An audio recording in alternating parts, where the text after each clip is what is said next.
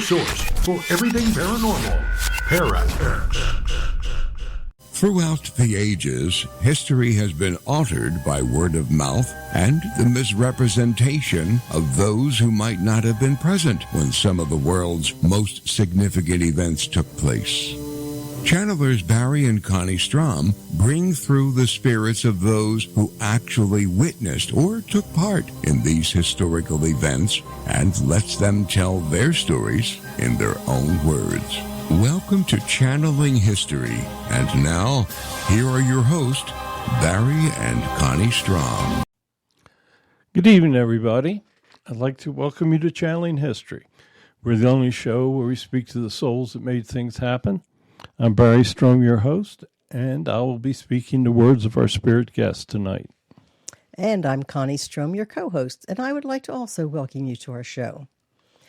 Last week, we discussed the future of humans by channeling our guide Laura and archangels Michael and Muriel.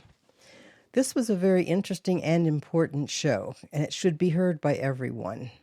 If you missed it, it's on our YouTube channel. All of our shows, our Channeling History and our other shows as well, are available on our YouTube channel. It's in the name of Barry Strohm, and the channel has over 670 videos at this time. In addition to Channeling History, we do 3 other podcasts: Hello Heaven on Friday nights, A Weekly Message from Jesus on Wednesday mornings, and the Sunday Sermon.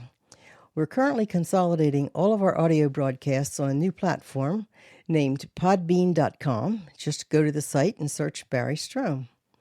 Tonight, we're going to explore the future of the United States military and the conflicts that the military will be involved in.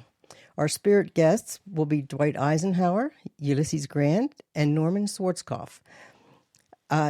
We will ask each of our guests the identical questions and give them the subject to discuss. Please feel free to submit any questions through the chat room. Now, I am currently finishing my 11th book. It's going to be entitled Jesus, the Missing Years. The Bible speaks of the birth of Jesus and his ministries, and except for a single instance as a pre-teenager that never took place, the Gospels ignore 32 years of his life. Connie and I have channeled many souls, such as Mary, Joseph, Toba, the wife of Jesus, his children, John the Baptist, his grandmother Anne, his brother James. We even devote a special whole chapter to the wise men. Incredibly interesting, the truth about them. And Jesus gave us many names that are not even mentioned in the Bible that will appear in the book. I hope to release this book in October or November. I want to make sure it is available for Christmas. When you're on any of our platforms, please subscribe and leave comments where applicable. Subscriptions and comments help with the various algorithm and will bring more listeners to our message. We're going to do a short disclaimer. I know we are going to have a bunch of different opinions from our guests tonight, so we're encouraging our guests to speak their minds, and I can pretty much guarantee that there will be listeners that are upset. So the opinions or statements voiced on our shows are the channeled words of the spirits, do not necessarily reflect our opinions, those of the ParaX Network, or those of our sponsors. And as you know, we also say a prayer of protection. So Connie's going to say the prayer, and then we will begin to channel with our spirit guests. God, please grant us your wisdom and protection. Grant us the knowledge that we can handle and keep us safe from all things that will harm us. Keep the messages positive and pure love. Keep us safe from our egos. We ask these things in the light of the seen, the unseen, and the honesty of God. Okay, Dwight Eisenhower was the Supreme Commander of forces in Europe during World War II, and he became 34th President of the United States. Ulysses Grant served as the 18th President of the United States and was the leader of the Union Army during the Civil War. Storm Norman Schwarzkopf was the leader of all the coalition forces in the Gulf War. So, Generals, welcome to Channeling History. Would each of you like to start with a message? We'll begin with General Grant. Thank you for allowing me to come back once more. I always enjoy being able to speak. We don't get much chance to speak to humans from over here, so it's always a great thing for us. The military is the only thing that stands between the common person and chaos. The military is the one true function of government. The founding fathers provided for a military to keep the country safe. And through the years that the United States has existed, the military has done a pretty good job. I served in a terrible time in the country when brother was killing brother, and I cannot tell you how bad it was. The tactics of the time that we used resulted in many, many lives being taken. It was a sad time for our country. Today you have weapons that can kill beyond the imagination.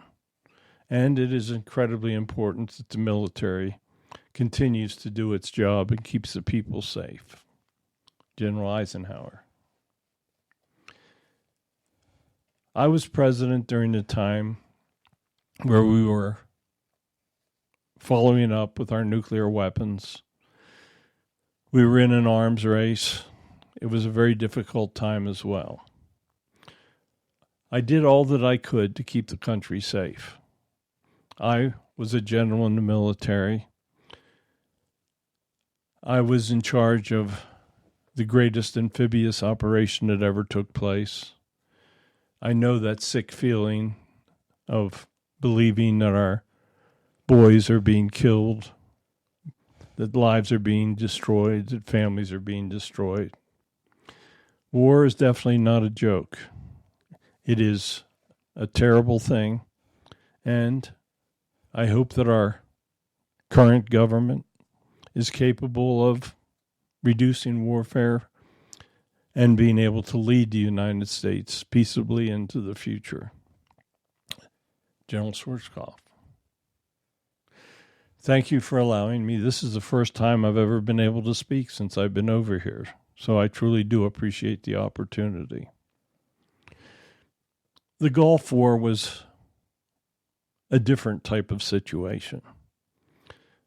We had a bunch of allies that were fighting with us. Iran was definitely the enemy of the world. Iraq, many things have not changed since that time. We succeeded to fight a different type of war. In Iraq, it was said that they had an incredibly good military, and they did have many people, but they did not have the ability to stop us. We had great strength. Luckily, we fought the war without thousands of our boys being killed, but we did have many injured and wounded. It was a different type of war. That's, I guess, about all I can tell you. I know that the military today has major problems, and I know that some of your questions are going to discuss this.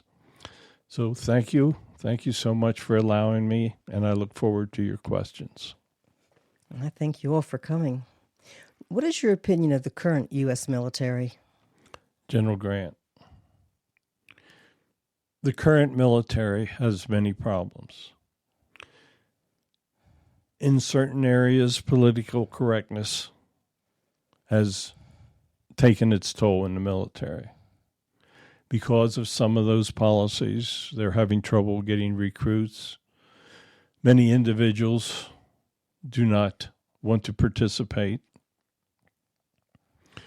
Because of what has been taking place with our younger generations, many people don't want to serve. The Army is all volunteer, but they're having trouble getting volunteers. What the younger people do not realize is that if they do not volunteer, there will be a draft, and then there will be little choice whether they serve or not. The modern Army is more like a huge corporation. There are so many different jobs, so many different types of positions.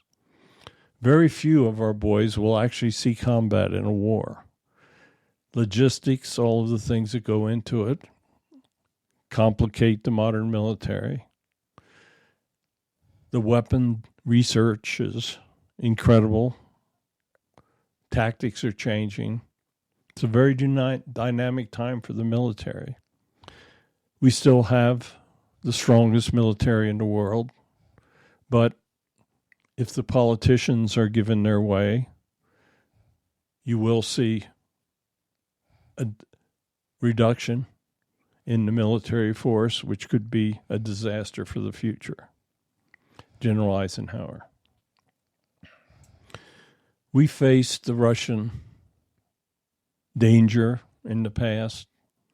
I spent an incredible number of hours trying to figure out just where they were coming from, how dangerous they were, if their nuclear weapons would work, how powerful they really were. We learned the realities of the Soviet Union in the 1990s when they collapsed. Sadly, Putin, the dictator, has rebuilt their military, but in many ways, because of graft and corruption, their military is a paper tiger. The future will be very dangerous for Russia. China is another story. They are building their military as rapidly as they can, and they want to be the most powerful country in the world. But, as you will find out, they have many internal problems that will affect them in the future. Iran is a very difficult situation, and our country has got to understand that you cannot deal with those people. When you're dealing with religious fanatics, your choices are very limited. So, if Iran gets a nuclear weapon, I foresee great problems for the future. General Schwarzkopf. I came up through the ranks and achieved the position of leadership for the war in Iraq, the Gulf War. The military has always been a political organization. Certain ideals were held for people that would become top leaders. There were many political decisions that also involved the leadership. I believe that I was chosen because of my abilities. But today, all aspects of government and the military have been politicized. Today, you are seeing generals being selected not because of their abilities, but to keep social equalities. People have got to understand that the military is designed for one thing: killing your enemy and keeping the country safe. When you allow political decisions to interfere with the recruiting process, how individuals are chosen, then the military is headed for a great problem. And you are seeing that type of thing taking place today. Okay, you answered my next question, but I'd like to see what your cohorts think about the U.S. military becoming so politicized. General Grant. In my day, politicians were often selected for generals' positions in the Army.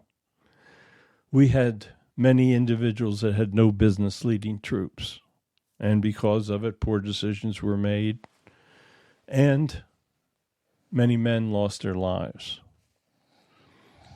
If individuals are selected not for their ability to fight, not for their ability to organize, not for the ability to lead, but because they are friends of politicians or have political aspirations for when they leave the armed forces, then the military is headed for disaster. General Eisenhower. During World War II, we were very careful to try to select the best leadership. In spite of what we thought was a good selection process, there were times that political pressures were brought. Relation of political leaders were put in different leadership positions.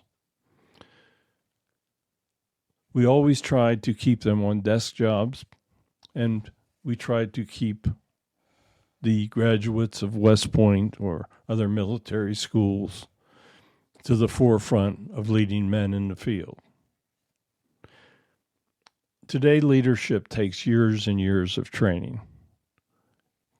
The military campaigns of today are incredibly complex, and leadership takes many years of training.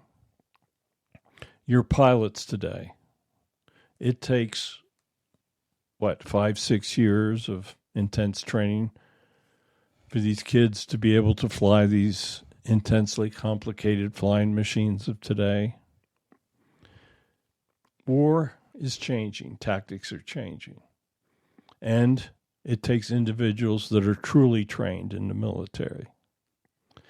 Many decisions today are made by corporations that are selling weapons and equipment to the military. The industrial complex that supplies the military supplies great amounts of money to lobbying firms. Many weapons are selected that military leaders know will never be able to be used. Billions of dollars are wasted today. But you will find that the companies that supply the weapons are incredibly profitable. The politicians have got to separate influence from wise decision making. If they do not do that, then the future will be very difficult for the country. Okay, is the U.S. military the strongest military in the world right now? General Schwarzkopf. Yes, there's no doubt that the U.S. military is the strongest. We have one of the largest budgets for the military. The risk that the military faces today is that they have the possibility of fighting wars in campaigns in totally different parts of the world. If war breaks out near China, you have to cross the Pacific Ocean with most of your logistics. The war in Europe, we have more allies in Europe with NATO, but it is still very difficult to fight in two such remote places.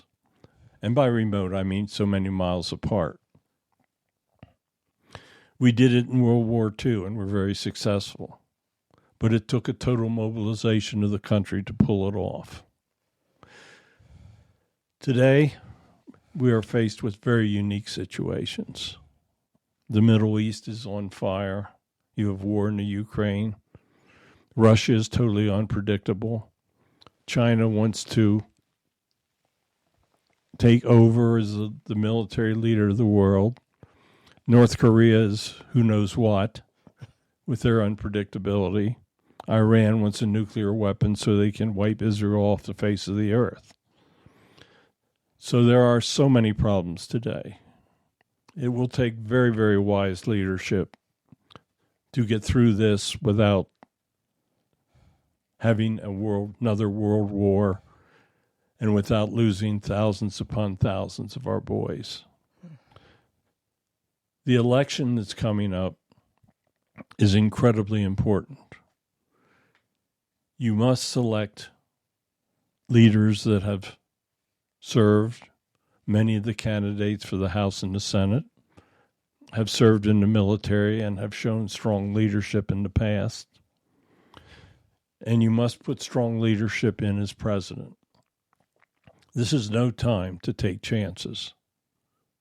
The penalties will be beyond your imagination. General Grant. The United States at this time has the strongest military. With the tactical ways of fighting wars changing so rapidly, I'm not sure that they are adapting to the modern techniques as well as some of the other countries. A good example is the use of drone and unmanned warfare.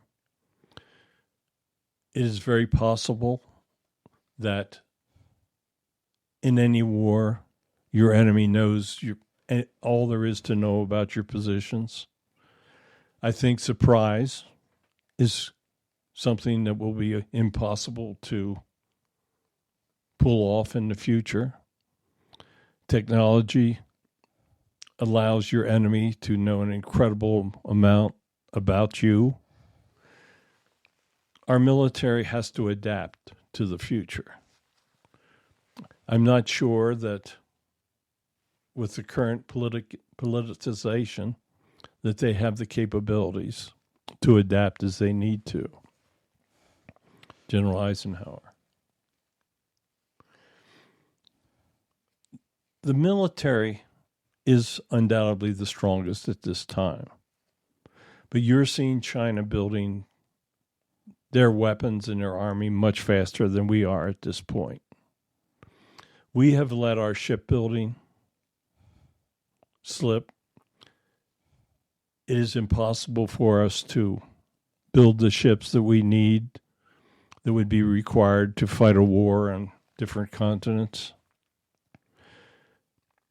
We have not anticipated many of the requirements that would be required to fight a war. We do not have the facilities for producing ammunition, artillery shells for a sustained war.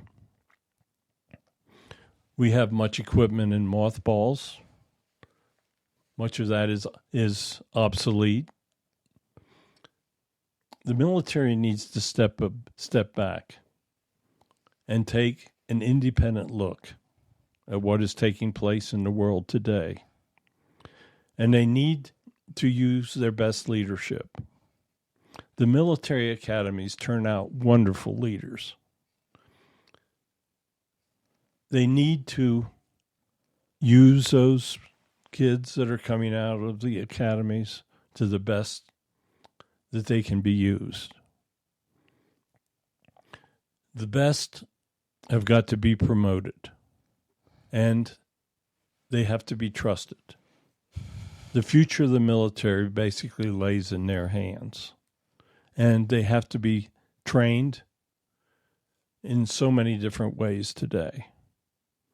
Yes, the military is the strongest in the world, will continue to be so. That can truly be debated. Do you see any country overtaking the U.S. military in the future? And if so, who and when? In terms of sheer strength, only China has the ability to overtake the military. But these rogue nations have the ability to cause great damage in a war. North Korea has nuclear weapons. Iran will have them very shortly. When you put nuclear weapons in the hands of religious fanatics, what could go wrong? I see, and this is General Grant speaking, I see China as the greatest threat in the future. General Eisenhower. I think the general consensus is that China will be the greatest threat to our military in future times. But do not underestimate the abilities of Russia if they become truly united with China in their militaries. Russia has got an immense arsenal of nuclear weapons. Whether those nuclear weapons will work and have been maintained properly because of their corruption is another question. But if you see China and Russia truly join forces, and keep in mind that China would basically like to take over Russia. But if Russia can maintain an independent status with them, and if they join together, such as NATO has joined together, that union could be very dangerous in the future. General Schwarzkopf. I have seen what Arab countries can do in warfare. If the countries of the Middle East that hate democracies, that hate the Christian religion, if they would all truly join together, and that is what Iran is trying to do. They are trying to join the countries together. Today you're seeing their auxiliary forces exerting great violence in the Middle East. If they were successful in putting together a coalition of countries that are oil rich, that have the ability to purchase arms,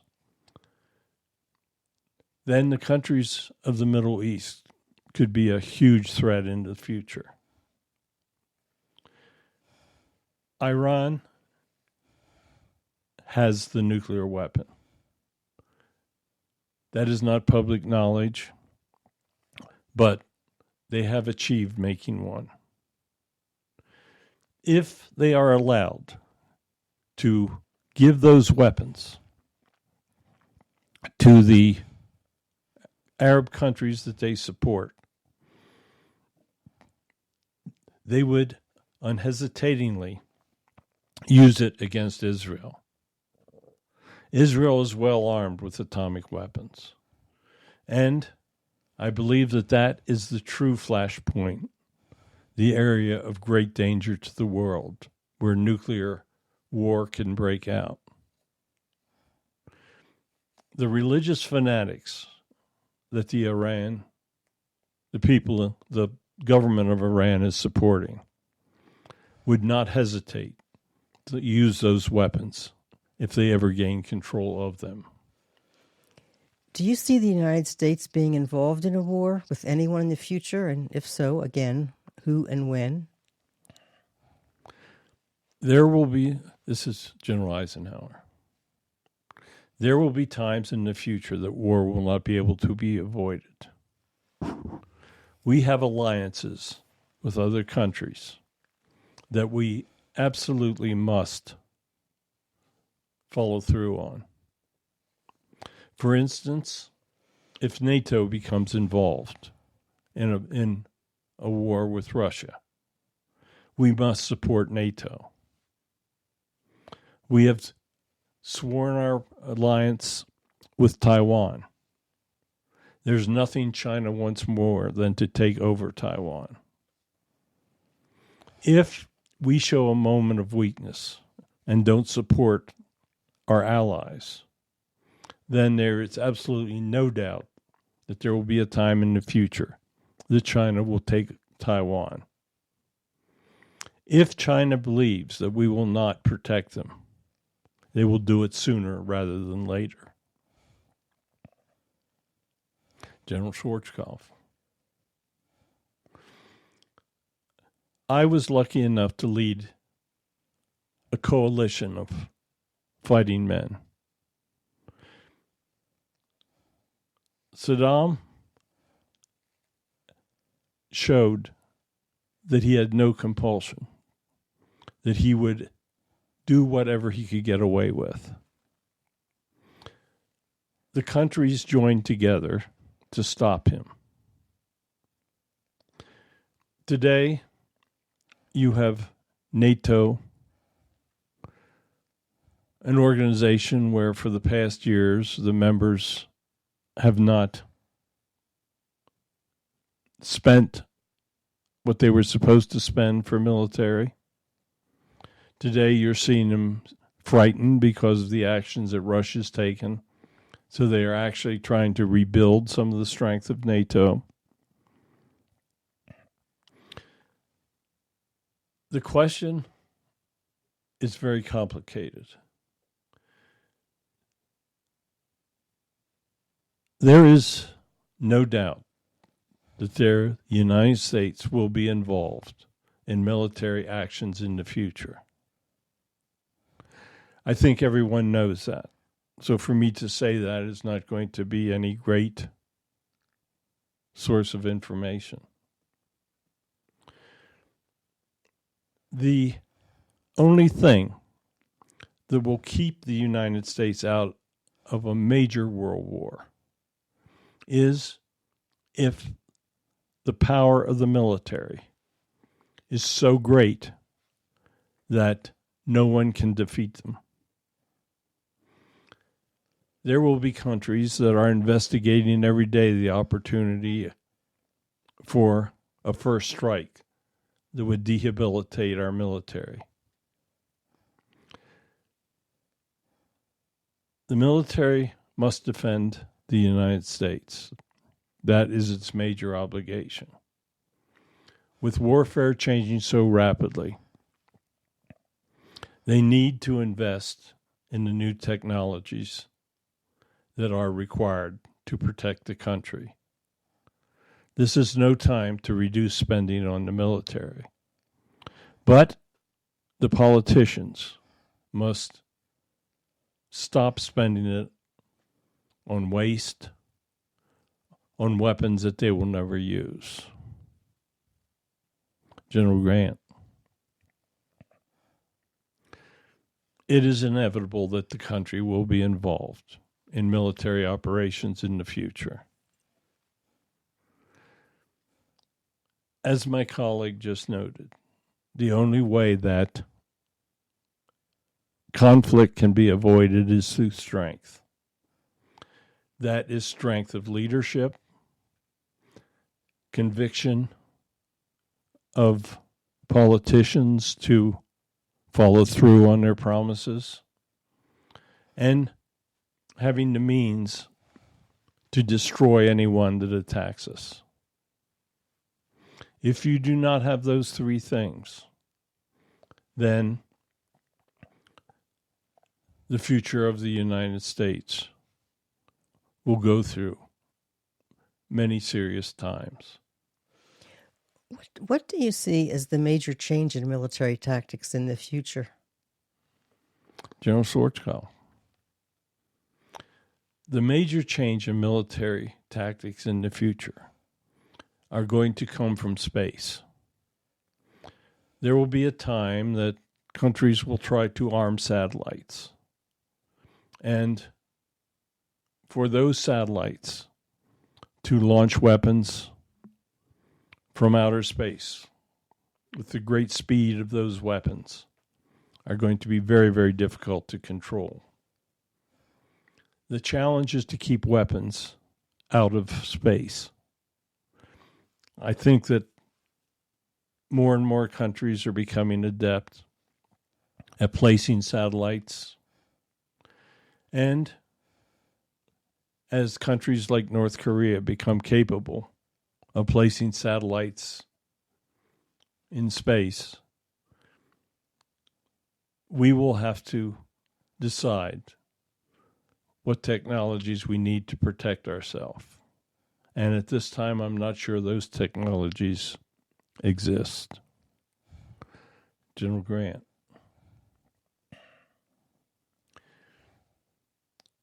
The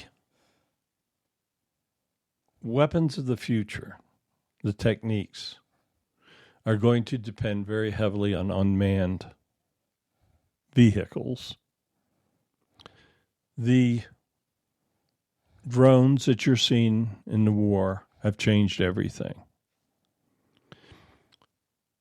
countries do not have to rely just upon satellites now for information. They have drones that will fly over areas and see military buildup. As we discussed earlier, there will be no surprises. So how do you fight a war where you do not have the ability to surprise your enemy with an attack? I'm not sure that I have that answer. But warfare is changing incredibly rapidly. We have to learn from others. The United States has always thought that we are the leaders in technologies and in tactics. We have to understand that what is taking place on the battlefield today needs to be studied in depth. And we need to adapt to a world that has changed so much. General Eisenhower.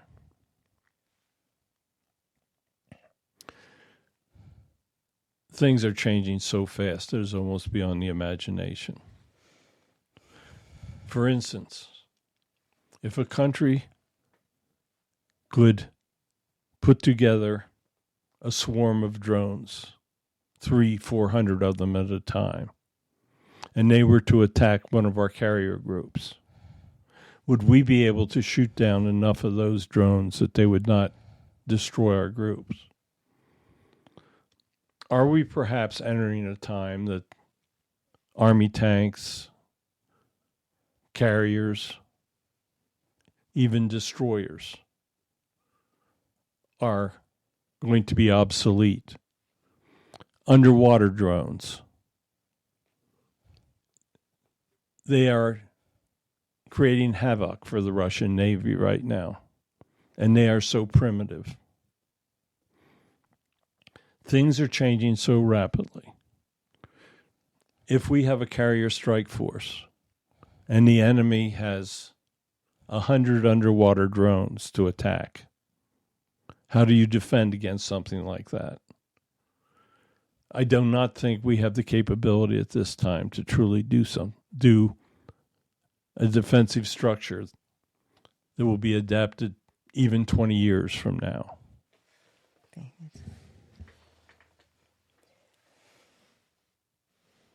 Yeah. Yep. Okay, one of our listeners has an interesting question. What do you all think of the use of armed drones in the war? General Schwarzkopf. Armed drones have changed warfare as we know it. Armed drones will be the future of warfare. You will have ground drones, water drones, air drones. And they are relatively inexpensive, so an enemy can produce thousands of them. The question will become, how do you defend against these different types of new weapons? So I see drones for the next 20 to 30 years as being the true driver of military technologies. General Eisenhower. Things have changed so much in warfare just in the last two years. Drones are replacing missiles. The expensive $1 million missiles, $100,000 drones can replace them in accuracy and in destructive powers. If they figure out how to launch drones from satellites in space, warfare would become very, very, very difficult. General Grant. Armed drones are the future. There will be a time that technologies will be able to handle them. Electronics will destroy many of them. Perhaps laser weapons, laser shields. Maybe Star Wars has something that we can learn from them. But for the next 20 to 30 years, armed drones will be very instrumental in warfare. How will artificial intelligence affect the manner in which wars are waged in the future? General Eisenhower. we have to be very careful what we say when we're over here, because we cannot give predictions or state for sure what will take place, because humans have free will and they must make their own decisions. But I will tell you this: artificial intelligence can be very, very dangerous for both sides. It is possible that a computer can malfunction and make a decision that would start a world war. Artificial intelligence will give weapons incredible accuracy, ways of defending themselves. It will do many things to change warfare as we know it today. It will create weapons of greater power than what we have. But keep in mind, we have hydrogen bombs that have almost created explosions that destroyed humanity. Humans have got to use artificial intelligence to get along with each other. They have got to be used to help countries economically so that they don't want to go to war. They've got to be, artificial intelligence has got to be used to educate people. It has got to have ways of reaching individuals to communicate that are only hearing the lies of their countries, like Russia. AI can be the greatest risk to the world, or it can be the greatest benefit. General Schwarzkopf. Today, our military uses some incredible computers that nobody even realizes exists. They are able to analyze many things. AI has got to be used for intelligence. It has got to be used to know exactly what your enemy will do. It can be a wonderful thing, or if the supercomputer is used by your enemy and that computer shows a way to shut down your defense system, it can be a terrible thing for the country. Our people have got to spend great sums of money on AI.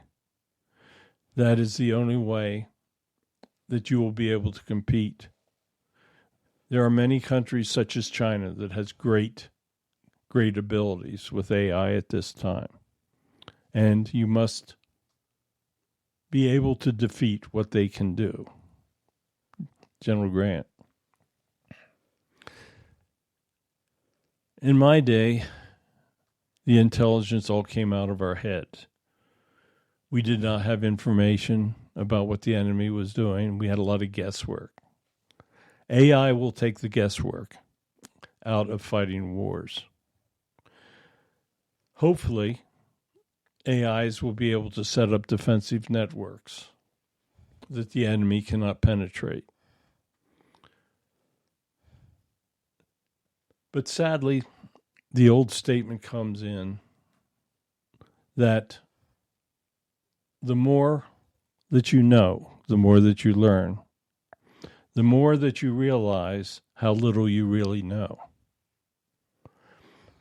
So AI will open doors, but then you will find that there are many doors in front of you that still need to be opened.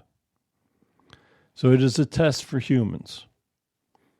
They must learn to control artificial intelligence, and they must use it in order to evolve to a state where everyone gets along and coexists. Yeah, we have another question. It says, will computer hacking become part of the military interference?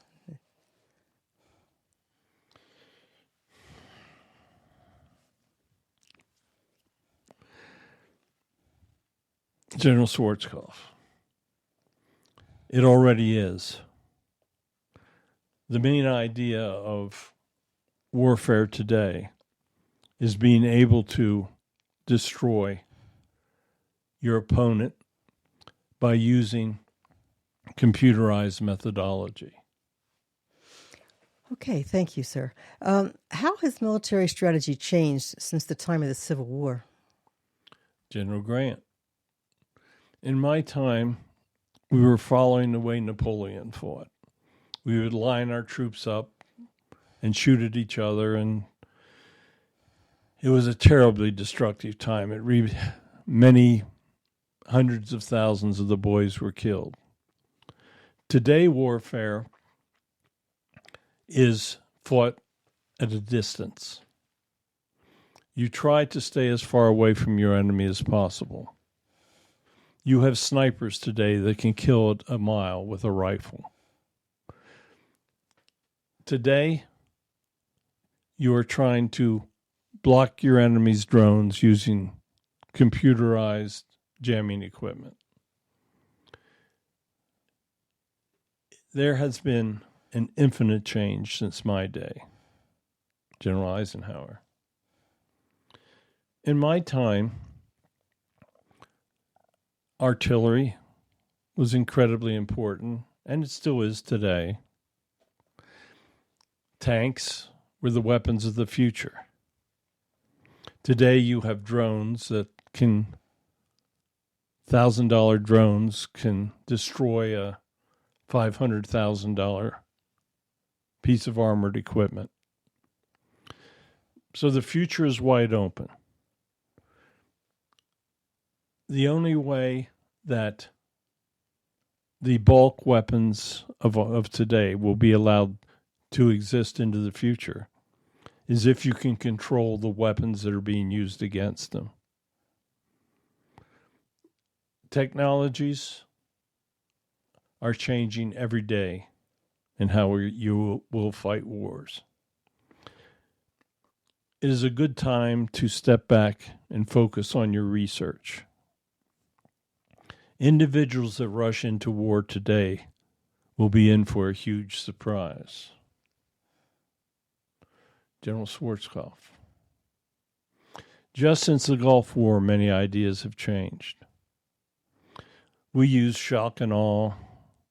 We used tanks, armored vehicles.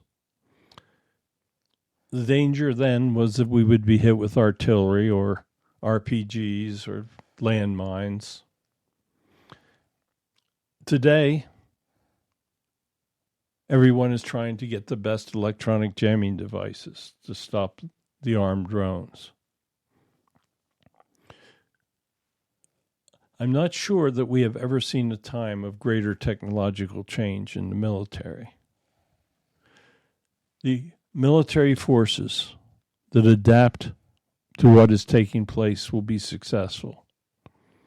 As Russia found out, when you use the techniques of the 1960s, you lose an incredible number of men. Today, the concept has got to be to preserve the life of your well-trained military. If you have an individual that you've trained for 5 years and has great knowledge, you have to protect that individual. Your pilots have got to be protected. You cannot put them into danger because they are very, very difficult to replace. So military techniques are changing at an incredibly rapid pace. Okay, as was mentioned before, enlistment has dropped in the U.S. military. What can be done to increase the enlistment? General Schwarzkopf. People have got to be taught patriotism in the schools. They have got to understand that there may be time that countries have to be defended. And the military has got to be made a place where people want to serve. It is a great place to learn a job. There are many people that would join the military, but they're afraid that they would go into combat. They have got to be able to hold jobs where they feel comfortable and want to serve. Very few people actually wind up in combat in the military. If an individual wants to be trained to fight, that's wonderful. But if a person wants to be a radar technician, for instance, he should be not put on the battle line. So the soldiers have got to look at the military, or the enlistees have got to look at the military as a place they want to be. If political decisions as to advancements are controlling who gets advancements and more money, then they're not going to want to serve. If political correctness is offensive to an individual, they will not enlist. There are many reasons why people don't want to serve. You've got to give them reasons why they want to serve. President Eisenhower. During World War II, everyone knew that the country was in great danger, and the men flocked to the military to serve. They had an incredible patriotism, and many of them absolutely knew they were not going to return. We had men in different positions. We had men that just worked with logistics, and that was my specialty. Logistics control the battlefield. The military has got to be a place where individuals are treated fairly, are paid fairly, and those that take the greatest risks should be compensated accordingly. If an individual is paid fairly, is given a good work environment, and is doing what they want to do, then that is a position that individuals will come to, and you'll see enlistment increase. Grant. In my day, people just simply wanted to join to preserve the Union. It could be quite possible that you'll be attacked in the future, and people will just simply want to join to protect and make sure that the country exists into the future. But the military has got to be like a good working environment. Leadership must be competent. If you have terrible leadership, people will know it, and they're not going to want to serve. If you have good quality leadership, that you know an individual's life will not be put into danger by these people, and that they will make only wise decisions, then people will want to work for them. The example to look at today is Russia, because you're seeing terrible leadership. They're having people now, they've had almost 600,000 people maimed or killed, and the people know the leadership is terrible and corrupt. Honest leadership, quality people, that is what you need to make the military a success. Hey, you've been quite an education this evening. Would each of you like to make a closing statement for us? President Eisenhower. There is no greater country than the United States. The schools have got to teach patriotism. They've got to teach love of country. And the military has got to make it a place that people want to join. It's not that difficult. Give an individual good leadership, give them a good working environment, and give them a goal. Let them know that when they serve in the military, they're helping to preserve the rights of the country. Let them know that they are protecting their families. And let them know that there's a real risk out there. After 9/11, people flocked to the military. They understood because the country was attacked. Government has got to make the military a place where people want to serve. General Grant. The military can be the greatest place for some people, and it can be the worst place for some people. There are certain personality types that cannot take the strict orders of the military.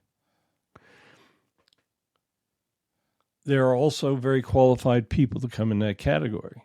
So it is possible that the military, maybe in their computer division, has a more lax setup, military control, but still allowing people more freedom. People must be allowed to be innovative in the military. Officers are sometimes jealous of others that may be trying to get advancement and take their positions. The military has to be run like a well-organized corporation. The military must have incredible strength to protect the country. Bad times are coming, and the military must prepare. General Schwarzkopf. I loved the military.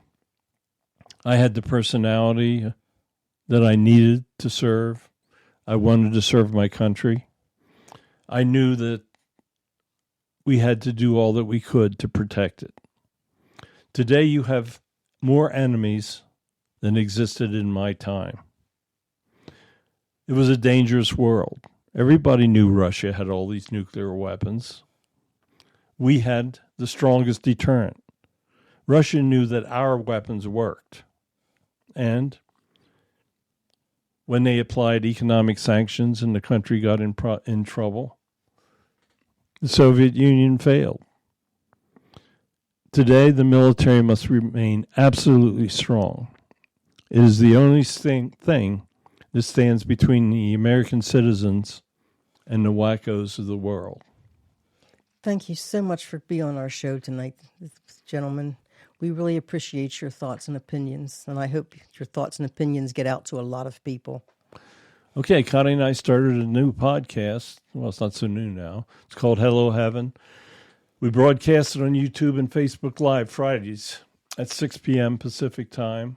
We interview listeners and we tell stories of the supernatural and the paranormal. It's a lot of fun.